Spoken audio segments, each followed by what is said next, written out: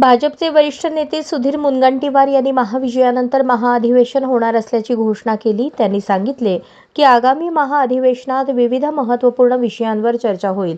महाविजयाने भाजपला मोठा आधार दिला आहे. आता महाअधिवेशन होऊन आपली आगामी रणनीती ठरवली जाईल, असे मुनगंटीवार म्हणाले. हे अधिवेशन भाजपच्या पुढील योजना आणि कार्यकाळावर एक महत्त्वपूर्ण टर्निंग पॉइंट ठरू शकते. त्यांनी कार्यकर्त्यांना या अधिवेशनात सहभागी होण्यासाठी आवाहन केले. सुधीर भाऊ, काय सांगाल? आज एक महाअधिवेशन होत आहे. हे महाअधिवेशन महाविजयानंतर जनतेने जो आशीर्वाद दिला भरभरून, त्यांचे आभार, त्यांचे धन्यवाद.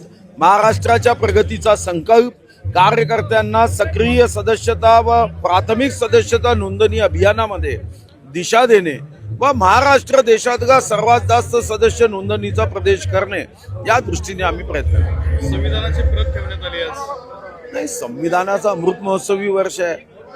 ते अमृत महोत्सवी वर्षामध्ये संविधानाच्या संदर्भामध्ये जी भूमिका आहे, ज्या काँग्रेसनी संविधानाच्या संदर्भात नेहमी कृती विरोधात केली, आम्ही संकल्प केला आहे संविधानाच्या रक्षणाचा.